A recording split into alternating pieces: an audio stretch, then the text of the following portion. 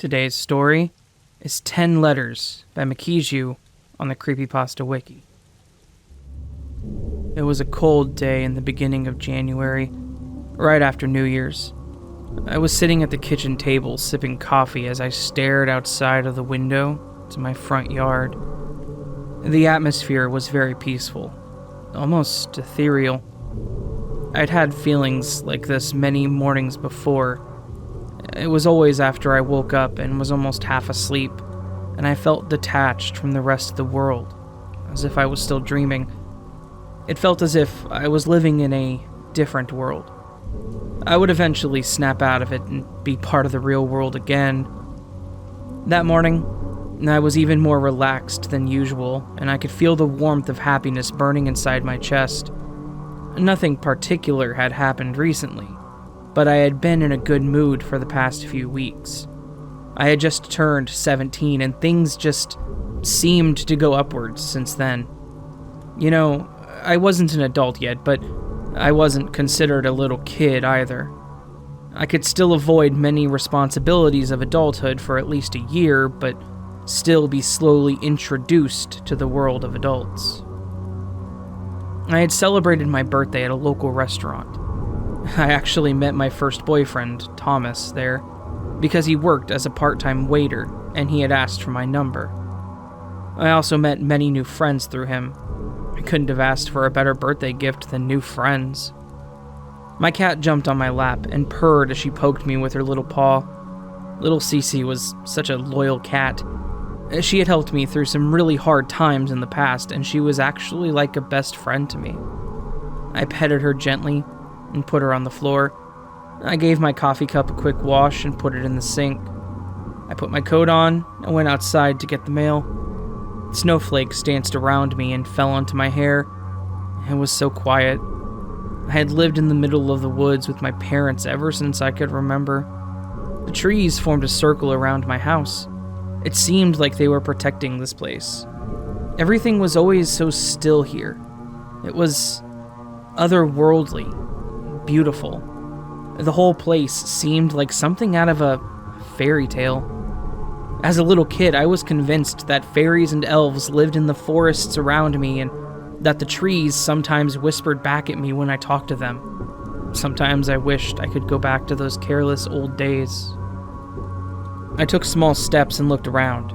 I wanted to absorb every bit of this moment the best I could. And that was the way I had always been, living every day like it was the last day of my life and enjoyed every single thing to the best of my capability. You see, I had a weak heart. When I was a baby, the doctors told my parents I most likely wouldn't get to see my 3rd birthday. A miracle happened, and eventually I turned 4 years old. And the years started passing by, and I was still fine. My parents were convinced that someone or something was watching over me. Me and my parents weren't and never had been religious, but Dad, and especially Mom, always believed that there must be more to the world than what everyone sees. I, on the other hand, was just simply happy that I was still alive and that I still got to see a new day and at least so far live a quite normal life. That was enough for me. My fingertips felt the cold plastic of the snow-covered mailbox as I opened it. I picked up a few letters and a newspaper and walked back inside. I threw the newspaper to the kitchen table and looked through the letters. One of them had my name on it.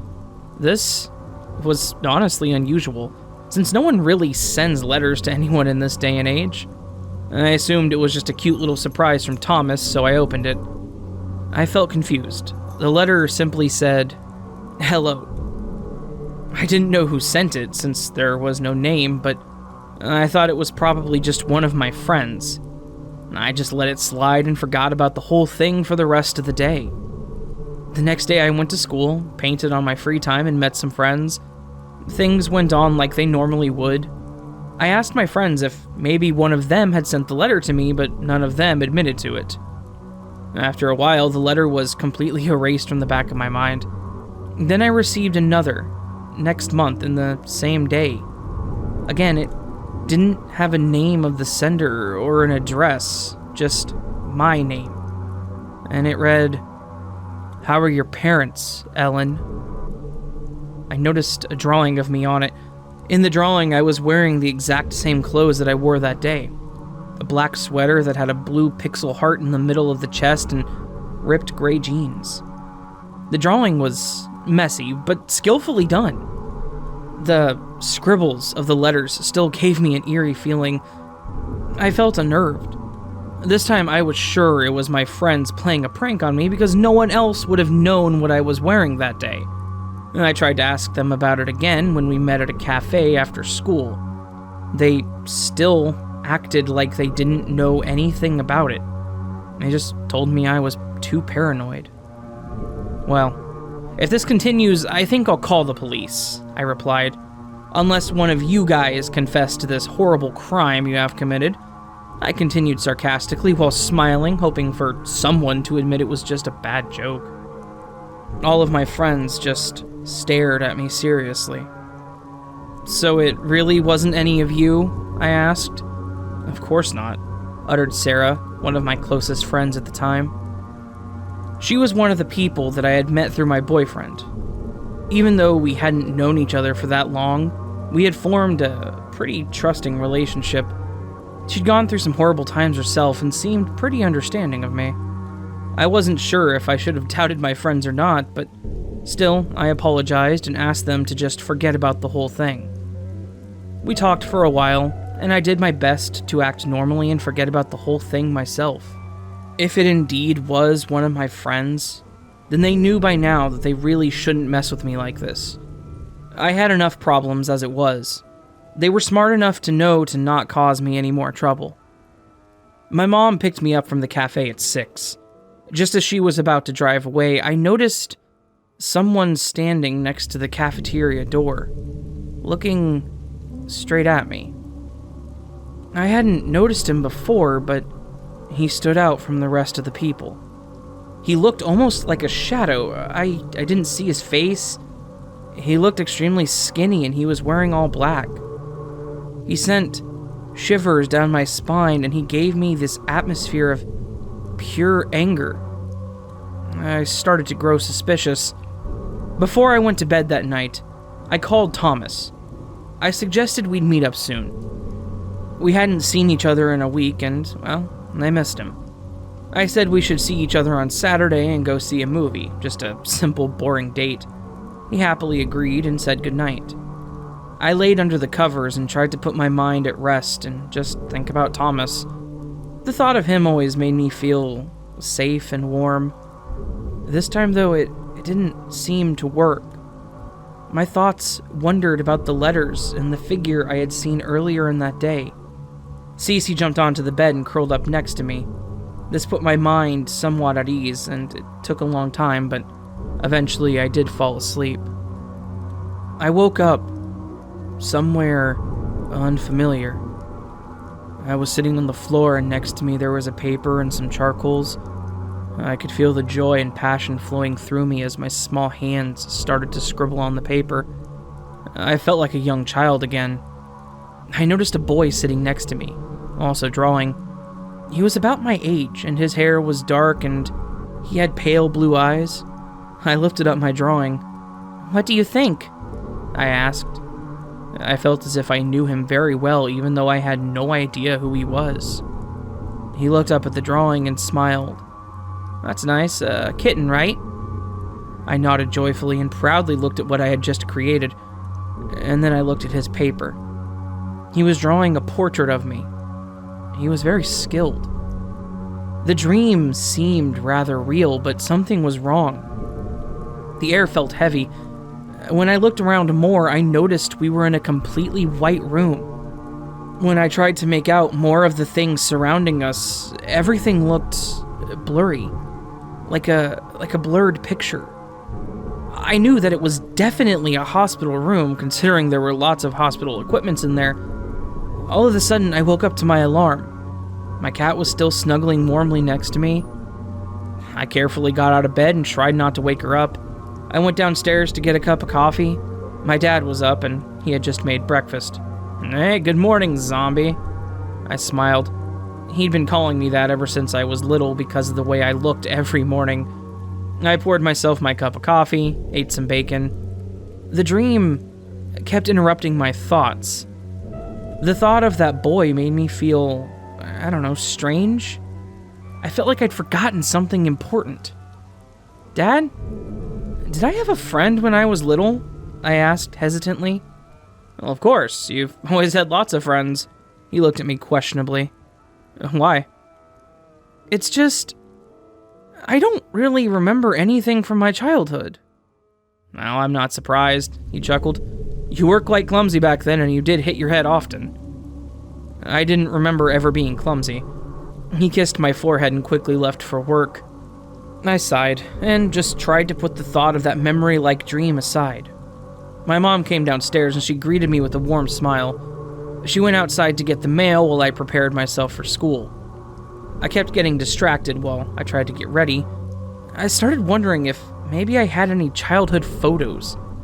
I mean, every parent always takes pictures of their kids, right, when they're young to make those memories eternal, right? The funny thing was that I couldn't remember a single thing. When I tried to remember the past, and I felt like I had finally had a grasp on some kind of memory, it seemed like a small sort of dark cloud appeared before the memory. It was almost like my mind wasn't allowed to remember, or that I didn't want to remember. My mom then came knocking on my door. She handed me a letter. Well, this one's for you. Do you have a secret admirer or something? She laughed teasingly. Just don't let Thomas know, okay? Before I could say anything, she closed the door and went downstairs. I didn't know if I wanted to open it. A part of me, for some reason, just wanted to just throw it away. I sighed deeply and ripped it open. This time, there was a picture. A picture of my room's window. Instinctively, I turned around and walked to the window and looked outside. For a moment, I swore I could see something move between the trees. I picked up my phone and called every single one of my friends individually. All of them told me again that I was just paranoid. Sarah, on the other hand, suggested that I tell my parents about it. I went downstairs and told my mom someone was possibly stalking me. She was unconvinced at first, but I showed her the letters and the picture, and she eventually did inform the police. They did not take it seriously, and since there wasn't enough evidence to investigate further, they just told us to keep the doors locked and be careful, and that we should contact them if anything else happened. They questioned me and asked if it could have been any of my friends. I wasn't sure, so I said no. They figured it was someone I knew playing a prank on me. None of this made me feel any better, but I tried my best to manage. Before going to sleep that night, I made sure everything was locked downstairs and upstairs, even my bedroom door. I admitted that I was being paranoid, but I thought I had a good reason to be. I took Cece to my room and had her sleep next to me. I didn't want to be alone. When I lied down on my bed, this odd feeling of tiredness took over me, and I fell asleep before I even realized it.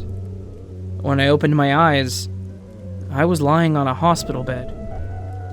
For a moment, I thought maybe something had gone wrong with my heart and my parents had sent me to the hospital. But then I noticed the blurriness of my surroundings. I looked at my hands. They were small, like a child's. Was I having a dream again? But it felt completely real this time, even more real than the previous night. I could feel the warmth of the bed, and I felt the heavy air around me. I heard a very faint crying in the distance. As I tried to look around and search for the source of the sound, I noticed that I began to feel extremely cold. My chest was hurting. I put my arms on top of my chest as the unbearable pain took over my body. My body went into shock, and I wanted to scream at the top of my lungs, but I couldn't make a sound. All I could do was curl up in pain. I felt my heartbeat getting slower and slower, and then it stopped. The pain stopped as quickly as it had started. I was covered in cold sweat. I opened my eyes and noticed that I was sitting on my bed in my own room. I put my hands on my chest again and I felt my heart beating normally. I sighed in relief. That couldn't have been a dream, it simply felt too real.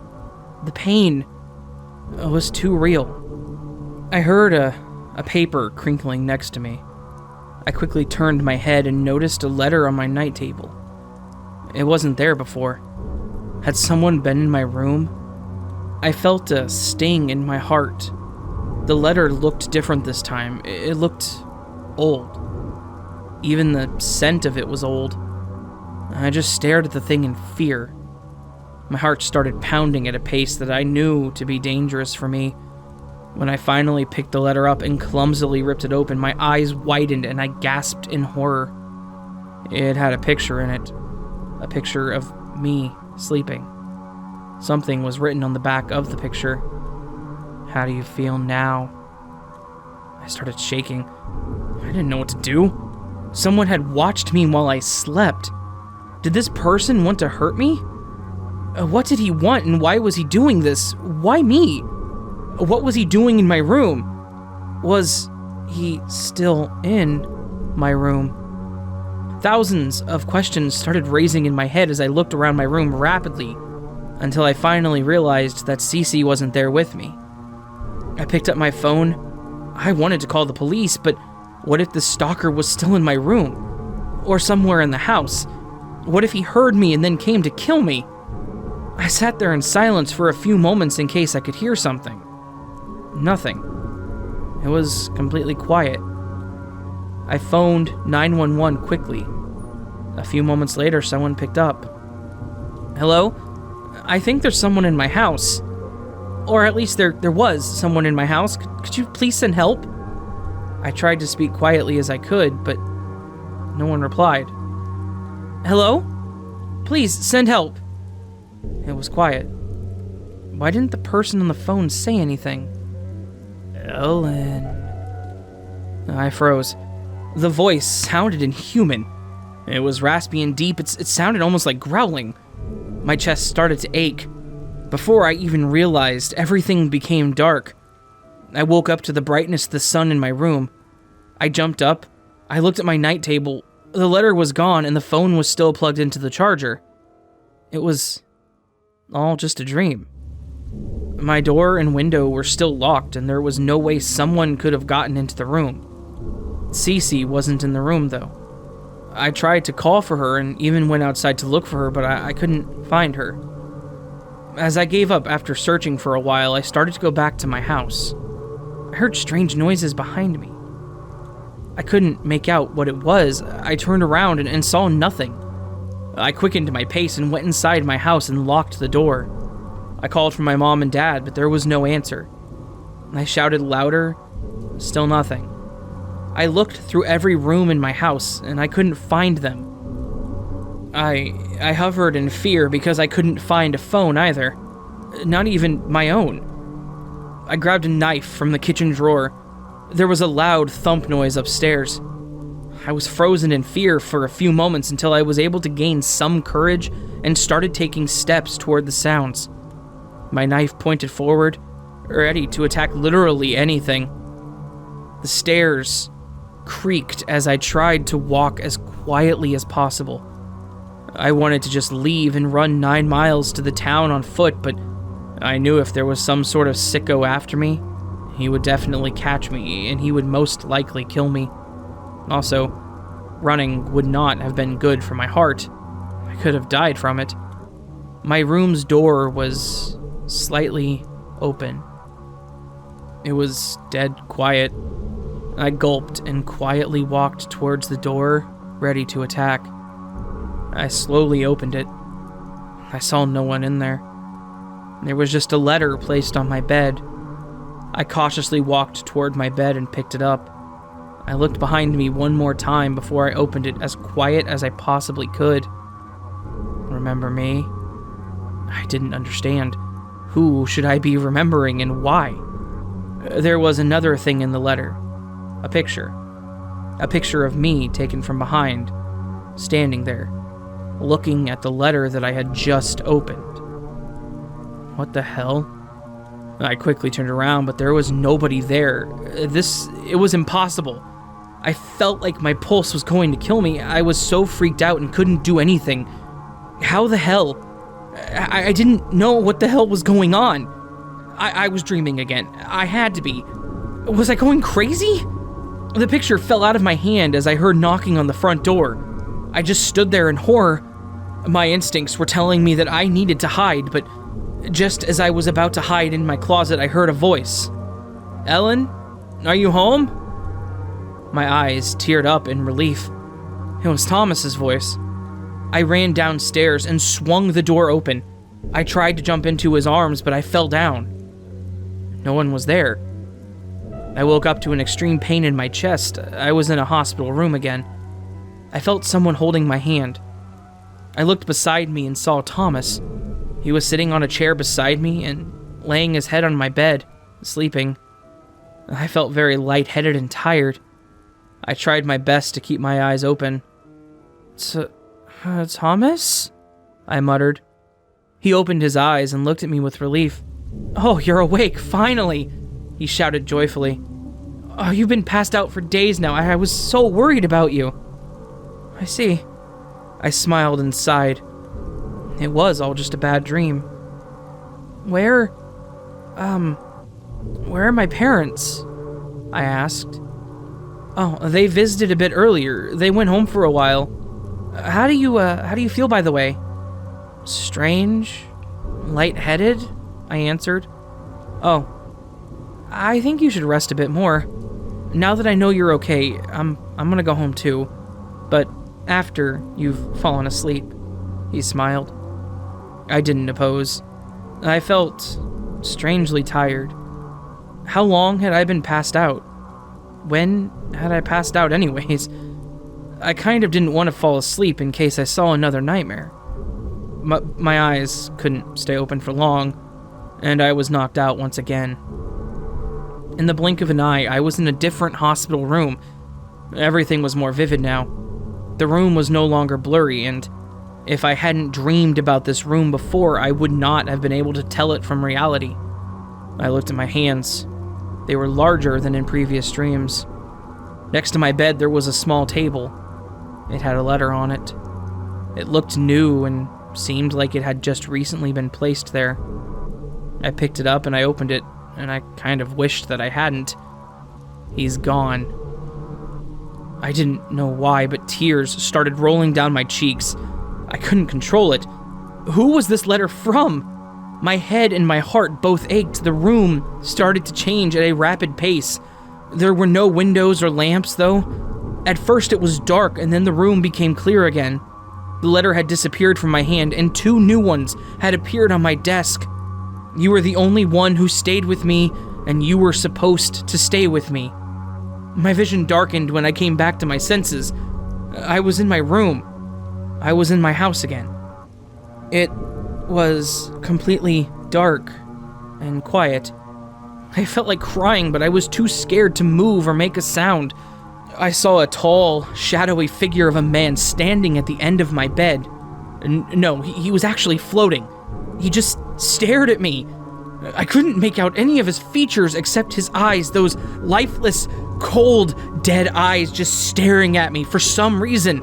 It made me feel sad and scared all at the same time. After what seemed like an eternity, he slowly turned toward my door and just floated through it. I stared there in horror. I couldn't leave my bed. I didn't want to face that thing again. I hid under the covers and prayed that I would wake up from this nightmare.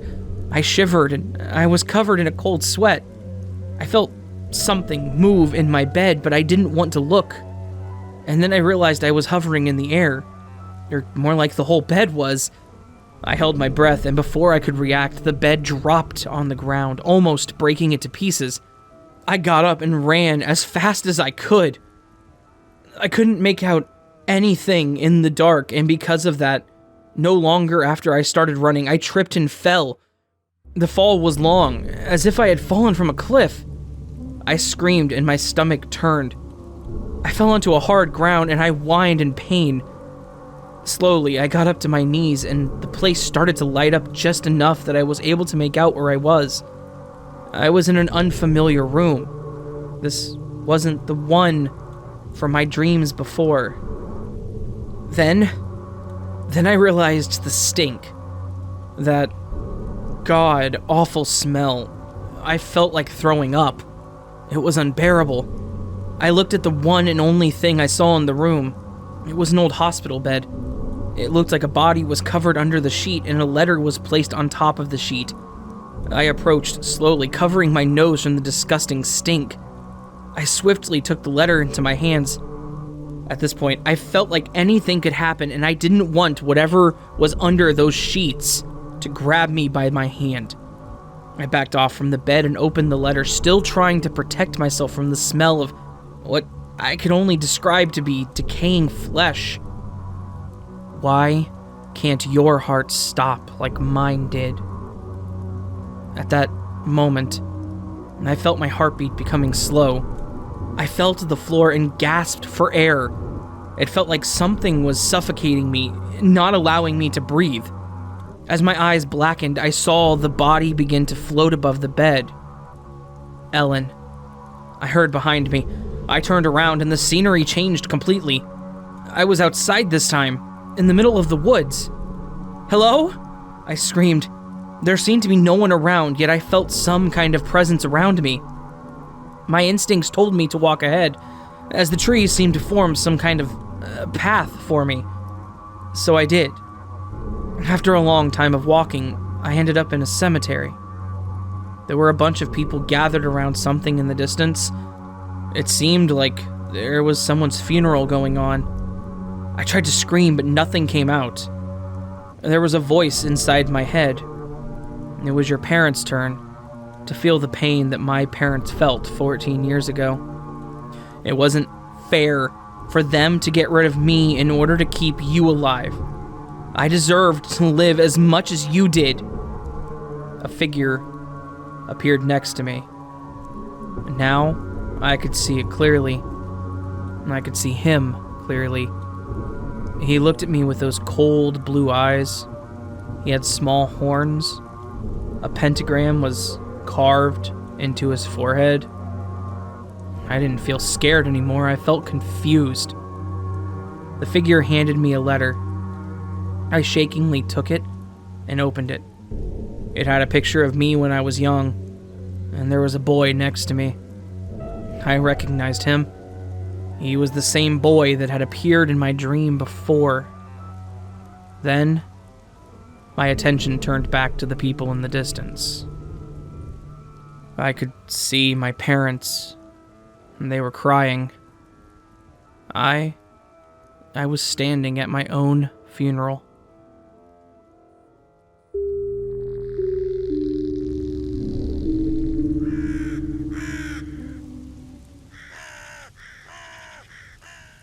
Hey there, friends. Hope you guys enjoyed this wonderful story. This was once again 10 Letters by Mikiju. I think I'm saying that username right. This was on the Creepypasta wiki. Been getting some stories from there recently, just because the whole CC by SA and the fact that the authors there are fairly talented makes me kind of attracted to it as a platform, if that makes sense. Anyway, thank you, Mikiju, for writing the story and posting it in a CC by SA platform. And thank you to everyone who listens to my channel. If you enjoyed this story and would like more content like this, please consider joining the Nevermore. All you gotta do is hit that subscribe button and the bell icon next to it. Doing so makes you part of the Nevermore, and then you can do things to support the Nevermore, like following me on social media or supporting me through Patreon or Ko-fi. All patrons get early access to my videos to some extent. They get the audio at least, because Patreon has a weird thing about videos. Yeah. And some nifty stuff, some nifty extra merch that's going to be going out to everybody here soon. All that said, friends, I hope you have a beautiful week this week, and I want you to know I love you. I want you to know I love you. Your hair looks amazing today. Did you know that? I don't know what you did to it. Even if you did nothing to it, it looks just spectacular today. Sleep well.